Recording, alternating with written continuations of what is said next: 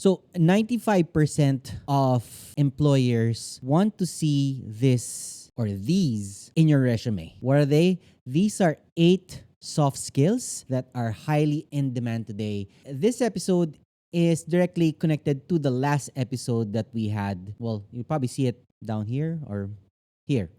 Soft skills. Where do you even start? These are 8 very important soft skills that I myself want to see in an applicant. What are they? Are you ready to find out? Let's do this. You need to show, not just tell, what soft skills you have on your resume. You use these actions with examples when you explain that to demonstrate your soft skills on your resume. I want you to be able to showcase it as well during your interview because you want to paint a picture of what that soft skill can do for your employer. Does that make sense? Let me know in the comment section. So the number one important soft skill that you need to learn is influence. I'm not talking about being an influencer here. It's the ability to motivate people without forcing them to do it. That itself is influence. So the keywords here are being able to negotiate, being able to persuade. So those two important things. An example of that will be you being able to negotiate with suppliers for perhaps, let's say, a 10% reduction on cost. So for example, you're supposed to order raw materials at, let's say, 100,000 and you're able to get it at 90,000. How?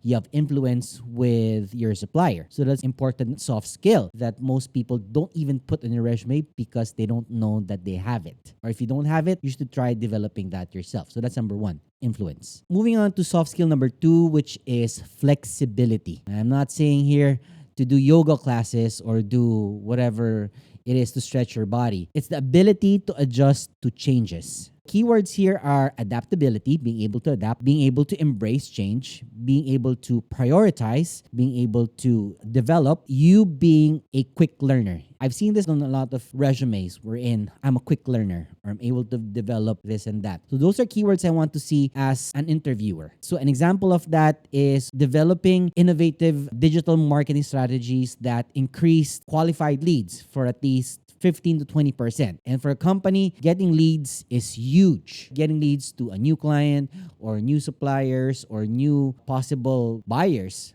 is huge. For someone that can add value to someone's business, that is key. So number 2, flexibility. Let's move on to soft skill number 3, which is teamwork. It's very easy to explain.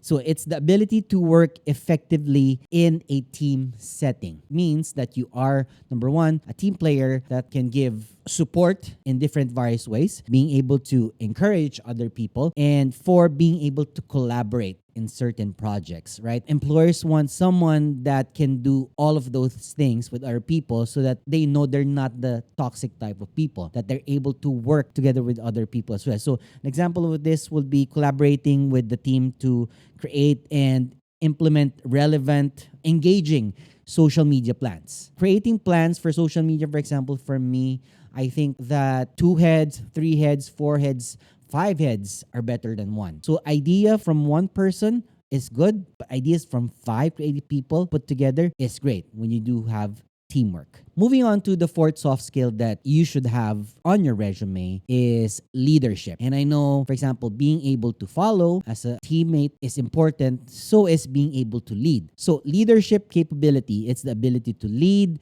influence, and guide others in a team. So keywords here are being able to mentor, delegate, lead, and manage. Those are 4 key leadership traits that I want to read in a resume. So an example of that for a leader is being able to develop and manage goals for a company and objectives for, let's say, ABC project. So if you have those skills, I have my eyes on you because you're possibly a leader in the works. Moving on to number 5, which is soft skill about communication. Now, it's the ability to be able to exchange ideas, information as accurate as you can. Being able to communicate entails you to have these keywords: presenting, negotiating, and engagement. Being able to communicate well means that you're able to engage other people because you know how to give feedback and accept it as well. So an example of that would be facilitating, presenting your monthly training to possible new hires within your company. So for someone who's tenured, tenured in a company and being able to communicate that to new hire employees is something that's critical because it speeds up the process of someone who's new to a company and putting them in the situation right away where the company is in that moment. So number 5, soft skill communication. All right, moving on to soft skill number 6, which is analytical thinking. Now, it's the ability to collect and process data related to a certain problem in a company, because companies like people who solves problems, not those that give more problems. People who find solutions. So number 1 keyword that I want to see here is that you're doing your research, you're doing data analysis, someone that does really well on data analysis, and 3, person who can develop strategy for a problem, to solve a problem. So an example of that when you put in your resume is someone who researched and developed an onboarding training plan for, again, new employees or new hires. So put a spin on it on how you can actually put that into your resume. That's soft skill number 6, analytical thinking. Moving on to the next to the last soft skill that you need to have on your resume, which is time management. Now, this is hard. A lot of us don't even know how to manage our own time, but it's the ability to work efficiently and effectively all at the same time. Tough one, right? But the keywords here are being able to prioritize what's important for you, being able to delegate what you can have someone do at 80% capacity of you. And number 3, being able to meet deadlines. I don't know about you, but I'm used to meeting deadlines instead of being early before the deadline is given to me. But an example of that, of being able to manage time or time management, is you being able to manage multiple initiatives given to you by the company while delivering continuous support to your existing team. So you're doing 2 things at the same time at a very efficient and effective manner. So that's number 7, time management. And lastly, 8th important soft skill that everyone needs to have when they apply for a job interview is critical thinking. It's defined as the ability to solve complex problems with simple and viable solutions that actually works.